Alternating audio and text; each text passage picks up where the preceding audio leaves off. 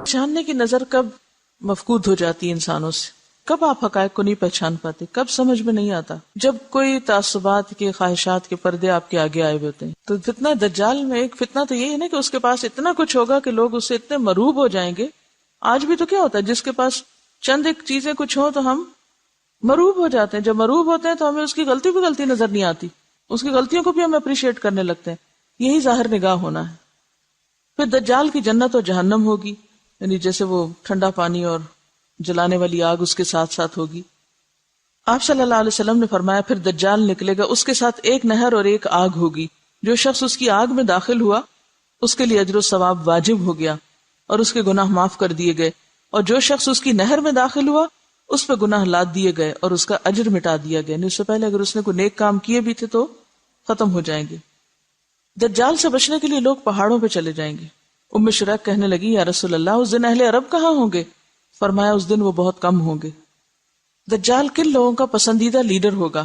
آپ صلی اللہ علیہ وسلم نے فرمایا اصفہان یعنی اصفہان کے 70,000 یہودی دجال کی پیروی کریں گے جن پر سیاہ چوغے ہوں گے، وہ اس کو اپنا سردار مان لیں گے. آپ نے فرمایا دجال ایک مشرقی علاقے سے خروج کرے گا جسے خراسان یعنی موجودہ افغانستان کا آس پاس کا علاقہ کہتے ہیں. اس دجال کی پیروی کچھ ایسی قومیں کریں گی جن کے چہرے کوٹی ہوئی ڈھالوں کی طرح چپٹے یا طے برطے ڈھالوں جیسے ہوں گے. ڈھال کبھی دیکھیے، شیلڈ ہوتی ابری بھی ہوتی ہے نا، ذرا ڈیزائن بھی ہوتے ہیں بعض اوقات اس میں، تو اگر کوٹ دیا جائے اس کو تو کیا ہوتا ہے، چپٹے اسٹریٹ ہو جائے، ڈیزائن جو ہے وہ بیٹھ جاتے ہیں. تو آپ نے کیا فرمایا کہ دجال کی پیروی ایسی قومیں کریں گی جن کے چہرے کوٹی ہوئی ڈھالوں کی طرح چپٹے ہوں گے. دجال بیت اللہ اور بیت المقدس میں داخل نہیں ہو سکتا. حضرت انس بن مالک سے روایت ہے اللہ کے رسول صلی اللہ علیہ وسلم نے فرمایا مکہ اور مدینہ کے سوا ہر شہر کو دجال روندے گا، کوئی شہر نہیں بچے گا.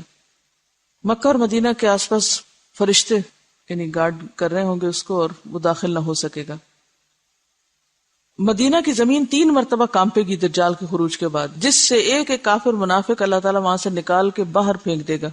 یعنی پھر وہ سب بھاگ جائیں گے، مدینہ سے ہی بھاگ جائیں گے اور باہر جا کے پھر ظاہر دجال کے فتنے کا شکار ہوں گے. اللہ کے رسول صلی اللہ علیہ وسلم نے فرمایا دجال مرقنات مدینہ کے قریب ایک وادی ہے، اس کی دلدلی زمین پر پڑاؤ کرے گا تو سب سے زیادہ عورتیں اس کی طرف نکلیں گی، یہاں تک کہ آدمی اپنی بیوی، ماں، بہن، بیٹی، چچی، پھپھی وغیرہ کے پاس جائے گا اور انہیں رسیوں سے باندھے گا کہ مبادا وہ دجال سے نہ جا ملیں. ضعیف الاعتقاد ہوتی ہے نا عورتیں. دجال خدائی کا دعویٰ کرے گا، اسی لیے پیچھے والی حدیثوں میں آتا ہے کہ رب کانا نہیں، رب ایسا نہیں، رب ایسا نہیں. دجال اور اس کا لشکر ہلاک ہو جائے گا. آپ صلی اللہ علیہ وسلم نے فرمایا تم مسلمان اہل عرب سے لڑو گے، اللہ تعالیٰ تمہیں فتح سے نوازیں گے. پھر تم فارس ایران سے لڑو گے، اللہ تعالیٰ تمہیں فتح عطا فرمائیں گے. پھر اہل روم سے لڑو گے، اللہ تعالیٰ تمہیں فتح عطا کریں گے. حضرت عمر کے زمانے میں مکمل ہو گیا تھا. پھر تم دجال سے لڑو گے، اللہ تعالیٰ تمہیں اس پر بھی فتح عطا فرمائیں گے. اللہ کے رسول صلی اللہ علیہ وسلم نے فرمایا معراج کی رات میری ملاقات حضرت ابراہیم، موسیٰ اور عیسیٰ علیہ السلام سے ہوئی تو قیامت کی بات چل نکلی. سب نے حضرت ابراہیم کی طرف معاملہ کر دیا تو انہوں نے کہا مجھے اس کا علم نہیں. پھر بات موسیٰ تک پہنچی، انہوں نے بلا علمی کا مظاہرہ کیا. پھر عیسیٰ علیہ السلام پہ بات پہنچی، انہوں نے کہا کہ قیامت کے وقوع کا حتمی علم اللہ کے سوا ہم میں سے کسی کو نہیں. البتہ اللہ تعالیٰ نے جو میرے ساتھ دنیا میں دوبارہ بھیجنے کا وعدہ فرمایا ہے وہ یہ ہے کہ دجال نکلے گا اور میرے پاس 2 چھڑیاں ہوں گی، تو جب وہ مجھے دیکھے گا تو اس طرح پگھلے گا جیسے سیسا پگھلتا ہے، یعنی میلٹ ہو جائے گا.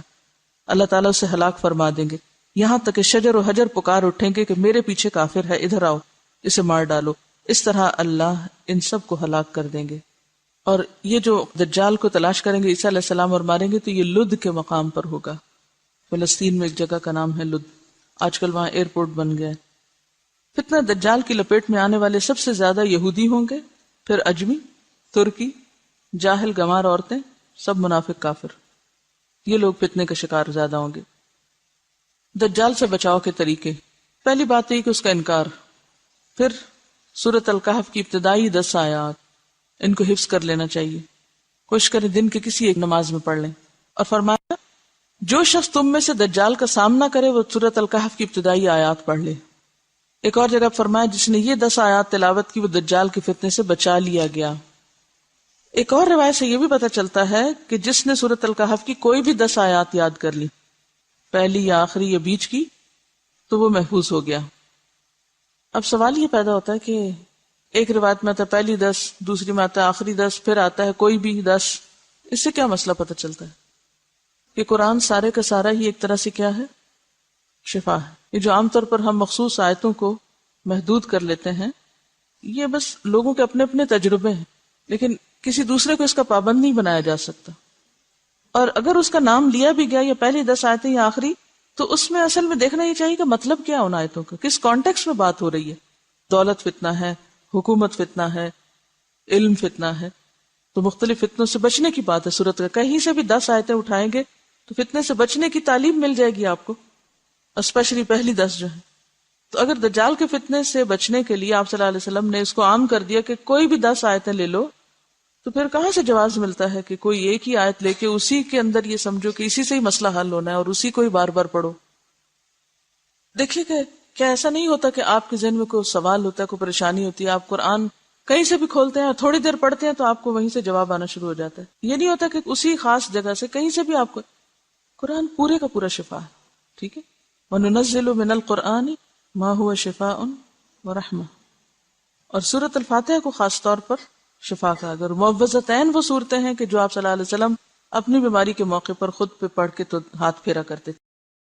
ایک روایت میں آتا ہے دجال کہے گا میں تمہارا رب ہوں، اور جس نے کہا تو ہمارا رب نہیں، ہمارا رب تو اللہ ہے اور اسی پہ ہم توکل اور بھروسہ کرتے ہیں اور تیرے شر سے اللہ کی پناہ مانگتے ہیں، اس شخص پر دجال کا زور یا اس کا فتنہ اثر نہیں کرے گا۔ تو اصل ضرورت کس بات کی ہے پھر؟ کیا کرنے کی؟ ایمان درست کرنے کی، اور سچے اور مخلص مسلمان کو دجال کوئی نقصان نہ دے سکے گا۔ اللہ کے رسول صلی اللہ علیہ وسلم نے فرمایا جس شخص نے دجال کی ربوبیت سے انکار کیا، اس سے کہا کہ تو جھوٹا ہے، میرا رب تو اللہ ہے جس پر میں توکل کرتا ہوں، تو دجال اسے کچھ نقصان نہ دے سکے گا۔ نبی صلی اللہ علیہ وسلم اپنی نماز میں دجال کے فتنے سے پناہ مانگا کرتے تھے، اللہم انی اعوذ بک من عذاب القبر واعوذ بک من فتنۃ المسیح الدجال۔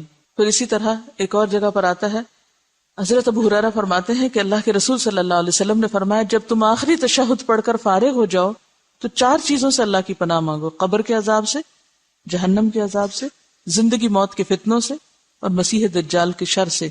تو اصل چیز کیا ہے پھر کرنے کی؟ 3 کام پتہ چل رہے ہیں، کون کون سے؟ سب سے پہلے تھی کہ اس کا انکار کرنا۔ انکار کون کرے گا؟ جو پہچانتا ہوگا۔ پھر سورۃ الکہف کی ابتدائی 10 آیات اور مسیح دجال کے شر سے اللہ کی پناہ مانگو۔ یہ مختصر سی نشانیاں آپ کو بتا دی گئی ہیں۔ ہر پیغمبر نے اپنی قوم کو دجال کے فتنے سے خبردار کیا، آپ صلی اللہ علیہ وسلم نے بھی کیا، اور آپ نے ساری تعلیمات ہمارے لیے چھوڑی۔ ضرورت اس بات کی کہ ہم ان کو ضرور ایک دفعہ پڑھ لیں اور اپنے بچوں کو بھی اس کی تعلیم دے دیں۔ اصل میں عام لوگوں کی ہماری مشکل یہ ہے کہ وہ خود تو کچھ پڑھتے نہیں، نہ مائنڈ کریٹیکل ہے، جو کچھ کہہ دے بس آنکھیں بند کر کے اس کو مان لیتے ہیں۔ دین دنیا دونوں میں ہم اس لیے پیچھے کہ ہم نے اپنی آنکھ نہیں کھولی ابھی تک، خود سے دیکھنا نہیں شروع کیا۔ اسپون فیڈنگ ہو رہی، جو کھلا دے کھا لیا، خود تو کتاب کہاں پڑھیں گے، جو بتا دے سن لیا۔ دیکھیے ایک بات ہمیشہ یاد رکھیں، نہ ہمارے ماں باپ نے ہمارے کام آنا ہے، نہ ہماری اولاد نے ہمیں بچانا ہے، نہ ہمارے دوستوں نے ہمارے آگے کھڑے ہونا ہے، اور نہ ہی کسی اسکالر اور نہ ہی کسی استاد اور نہ ہی کسی بزرگ نے آپ کا دامن تھامنا ہے۔ اکیلے اپنا حساب دینا ہوگا، کام کسی نے بھی نہیں آنا۔ اس لیے جب انسان کو پتہ چلے نا میں اکیلا ہوں، تو اس وقت اس کا پھر طرز عمل کیا ہوتا ہے؟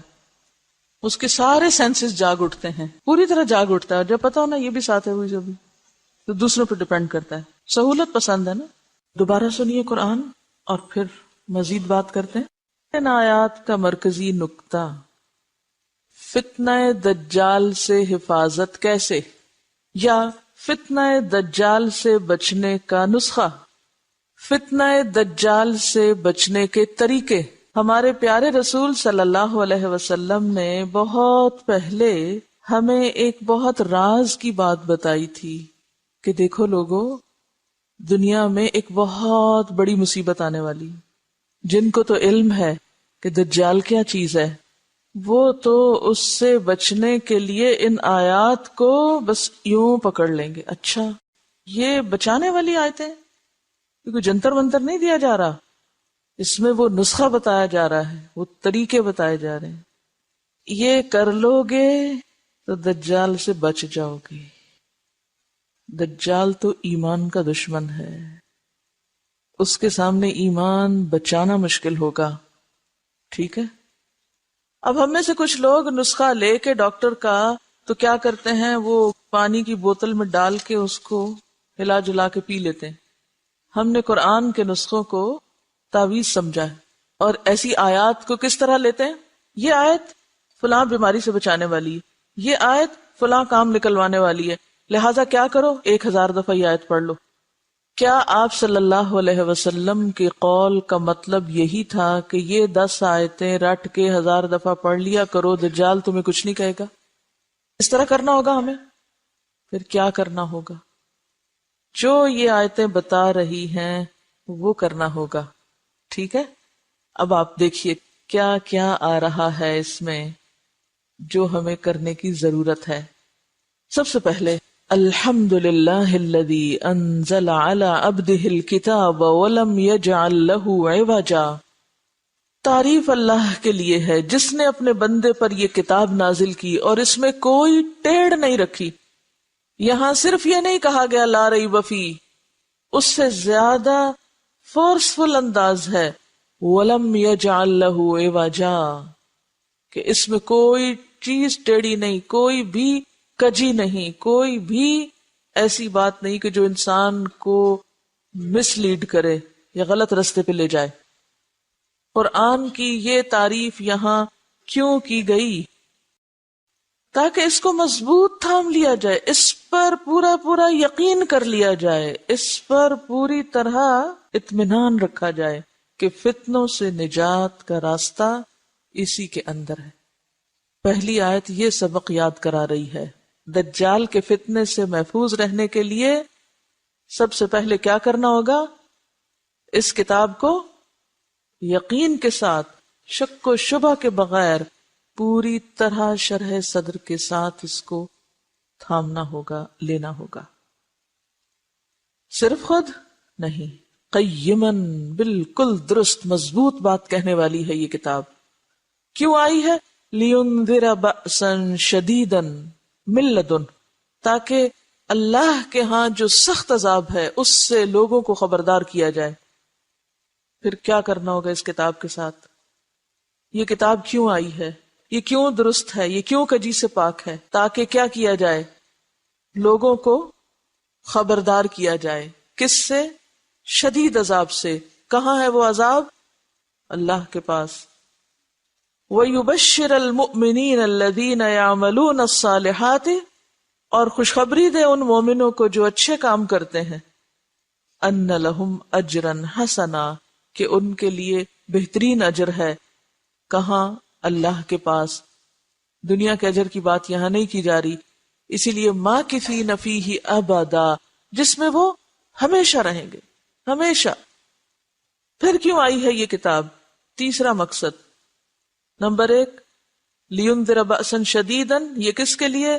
پوری انسانیت کے لیے. دوسری بات خوشخبری کس کے لیے؟ اہل ایمان کے لیے. تیسری بات پھر خبردار کرنا کس کو؟ وَيُنذِرَ الَّذِينَ قَالُوا اتَّخَذَ اللَّهُ وَلَدًا، خبردار کرے ان لوگوں کو جنہوں نے کہا کہ اللہ نے ایک بیٹا بنا لیا ہے. اس وقت آپ دیکھیے کہ دنیا میں جتنے فتنے برپا ہو رہے ہیں بڑے بڑے، ان کے پیچھے کن دو مذاہب کی باہم چپکلش ہے، کن دو مذاہب کا باہم ٹکراؤ ہے. اس وقت آپ دیکھیے کہ اگر آپ تھوڑی بہت بھی دنیا کے حالات سے واقفیت رکھتے ہوں، کیا نظر آتا ہے؟ وہ لوگ جو یہ نظریہ رکھتے ہیں کہ اللہ کا ایک بیٹا ہے اور وہ بیٹا ہم کو نجات دلا دے گا آخرت میں، اور وہ جو توحید خالص پر یقین رکھتے ہیں، ان دو گروہوں کا باہم ٹکراؤ ہے. یہ جو بظاہر چیزیں نظر آتی ہیں، یا بظاہر دو ملکوں اور دو علاقوں اور دو طرح کے لوگوں کی باہم ایک ٹکراؤ ہے، یہ صرف دو گروہ نہیں ہیں، یہ دو نظریے ہیں. یہ دو نظریے ہیں. صلیبی جنگوں کا لفظ آپ نے سنا ہوگا، اور بار بار یہ بات اٹھتی بیٹھتی ہے کہ موجودہ جنگیں جو ہیں یہ اسی کی کنٹینیویشن ہے. تو جو انسانیت اپنے آخری دور میں بڑھ رہی ہے تو ٹکراؤ ان دو کے درمیان ہی نظر آتا ہے بیسیکلی. اس ٹکراؤ کو ختم کرنے کے لیے کیا نسخہ دیا جا رہا ہے؟ اٹھ کے لڑو، خبردار کرو، میسج کنوے کرو. آپ دیکھیے، سب سے پہلے پوری انسانیت کے لیے پیغام ہے اس قرآن میں. نمبر 2، ماننے والوں کے لیے خوشخبری ہے. نمبر 3، ينذر الذين قالوا اتخذ الله ولدا. خاص طور پر کہاں فوکس کرنے کی ضرورت ہے، کس سیکٹر میں غلط فہمی دور کرنے کی ضرورت ہے، کن کو انذار کرنے کی ضرورت ہے؟ جو یہ سمجھتے ہیں کہ اللہ نے بیٹا بنا رکھا ہے، نعوذ باللہ، ما لہم بہ من علم، ان کی یہ بات کسی دلیل پر مبنی نہیں، انہیں اس بات کا علم نہیں ہے. تو جس کے پاس علم نہ ہو اس کا علاج کیا ہے؟ کو بتایا جائے دلائل کے ساتھ. اور ان میں جو انصاف پسند لوگ ہیں ان کے سامنے جب علم آتا ہے تو وہ کیا کر رہے ہیں؟ مان بھی رہے ہیں، قبول بھی کر رہے ہیں. وَلَا لِآبَائِهِمْ، وہ اندھا دھند آبا و اجداد کی پیروی میں یہ عقیدہ رکھے ہوئے ہیں، حالانکہ ان کے آبا و اجداد کے پاس بھی علم نہیں تھا. بہت سے لوگ آبا و اجداد کی تقلید کیوں کرتے ہیں، ان کی پیروی کیوں کرتے ہیں؟ کیا سوچ کے؟ وہ بڑے تھے، بزرگ تھے. تو کسی کا بڑا ہونا اس کی پیروی کرنے کے لیے کافی نہیں جب تک کہ اس کے پاس کیا نہ ہو، علم نہ ہو. کیا یہ اہل کتاب نہیں تھے پھر بھی علم نہیں تھا؟ یہ تو اہل کتاب تھے، پھر کیوں علم نہیں تھا؟ اللہ تعالیٰ فرماتے ہیں ان کے پاس علم نہیں، اس لیے یہ نظریہ رکھے ہوئے ہیں. ما لہم بہ من علم ولا لآبائہم. دوسری طرف قرآن ان کو اہل کتاب کہتا ہے نا، پیپل آف دا بک، کتاب والے ہیں، کتاب بھی ہے، پڑھے لکھے بھی ہیں، پھر بھی علم نہیں. وہ کیوں؟ بنیادی طور پر جو بگاڑ ان کے اندر آیا ہے وہ ان کی ناسمجھی کی وجہ سے آیا ہے. بعض اوقات لوگوں کے پاس علم ہوتا ہے لیکن پھر بھی وہ ناسمجھ ہوتے ہیں نا. اچھا، یہ کیا چیز ہوتی ہے؟ یہ کیا چیز ہوتی ہے کہ دلائل ہوتے بھی ہیں، علم ہوتا بھی ہے، پھر بھی لا علم ہوتے ہیں، پڑھ کے بھی ان پڑھ ہوتے ہیں، سمجھ کر بھی نہ سمجھ ہوتے ہیں، جان کر بھی انجان ہوتے ہیں. ہاں، اصل میں ہوتا پتہ کیا ہے؟ انسان جس گھر میں پیدا ہو جاتا ہے نا، ہم سب کا یہی حال ہے، جہاں ہم پیدا ہو گئے، جس ماحول میں آنکھ کھولی، جس طرح اور لوگ سوچتے ہیں، جیسے اور لوگ چیزوں کو دیکھتے ہیں، ہم بھی کیا کرتے ہیں، چیزوں کو اسی نظر سے دیکھنے لگتے. عموماً خاندانوں میں جو عداوتیں، نفرتیں، دشمنیاں وغیرہ ہوتی ہیں تو اس کی کیا وجہ ہوتی ہے؟ ماں باپ دل میں ڈال دیتے ہیں یہ تمہاری پھپھی نہیں اچھی، وہ تمہاری خالہ نہیں اچھی، وہ فلانا ایسا. بچے سوچتے ہیں؟ نہیں سوچتے. وہ کس کو لے لیتے؟ وہ اسی کو لے لیتے. اچھا، جب بڑے ہوتے ہیں آپ لاکھ سمجھاؤ وہ اچھی ہیں، وہ کیا کریں گے؟ نہیں، وہ نہیں اچھی، میری اماں نے بتایا تھا وہ نہیں اچھی. اور پھر ان کے اوپر ایسا خول چڑھ جاتا ہے کہ جس کی وجہ سے وہ تعصب کا شکار ہو جاتے ہیں. تو جس شخص کے اندر تعصب ہوتا ہے وہی ایسا شخص ہوتا ہے جو پڑھ کے بھی نہ پڑھے، جو جاننے کے باوجود بھی نہ جانے. آپ صلی اللہ علیہ وسلم کا انکار اور آپ کی تعلیمات کا انکار کیا اس بنا پر تھا کہ ان کو پتہ نہیں تھا؟ قرآن کہتا ہے یعرفونہ کما یعرفون ابناءہم، پہچان ہے لیکن تعصب ہے. تو اللہ تعالیٰ کیا فرما رہے ہیں کہ ان کے علماء تو تعصب کا شکار ہے اور عوام بیچارے ومنہم امیون لا یعلمون الکتاب، ان کے پاس واقعی علم نہیں. تو میجورٹی بغیر علم کے صرف آباء و اجداد کی، بڑوں کی، علماء کی، اکابر کی تقلید میں اندھی چلی جاتی ہے. یہ ہر جگہ ہوتا ہے، یہ صرف وہاں نہیں، ہمارے ہاں بھی یہی کچھ ہے. وہ کہتے ہیں ہمارے ماں باپ کو سمجھ نہیں تھی، ہمارے بزرگوں کو سمجھ نہیں تھی، ہمارے علماء کو سمجھ نہیں تھی. ان باتوں کا سہارا لے کر عموماً انسان حق سے ہٹ جاتا ہے، صحیح رستہ چھوڑ دیتا ہے. بہرحال اللہ تعالیٰ فرما رہے ہیں ما لہم بہ من علم ولا لآبائہم، یہ اور ان کے آباء و اجداد علم پر مبنی بات نہیں کر رہے، محض خواہشات پر مبنی، تعصبات پر مبنی بات کیے چلے جا رہے ہیں. اور ان تعصبات کو کیا چیز توڑ سکتی ہے؟ آخرت کا خوف. اسی لیے قرآن کس لیے آیا ہے کہ وہ کیا کرے؟ لِيُنذِرَ بَأْسًا شَدِيدًا. صرف آخرت کا خوف ایسی چیز ہے جو انسان کے تعصب کو توڑ پھوڑ کے رکھ دیتا ہے. صرف آخرت کا عذاب اور آخرت کا حساب اور انجام ایسی چیز ہے جو انسانوں کو خواہشات سے باہر نکالتا ہے، غفلت سے باہر نکالتا ہے. کبرت کلمۃ تخرج من افواہہم، آنکھیں بند کر کے جو بول بولے چلے جا رہے ہیں، یہ کوئی معمولی بات نہیں، بہت بڑی بات ہے. ان یقولون الا کذبا، یہ محض جھوٹ بول رہے ہیں. علاج کیا ہے؟ وہ تو جھوٹ بول رہے ہیں، وہ تو جان کے بھی انجان ہیں، وہ تو تعصبات کا شکار ہیں، وہ تو ضد برائے ضد میں مبتلا ہیں. کرنا کیا ہے؟ حل کیا ہے؟ اب حل بتایا جا رہا ہے.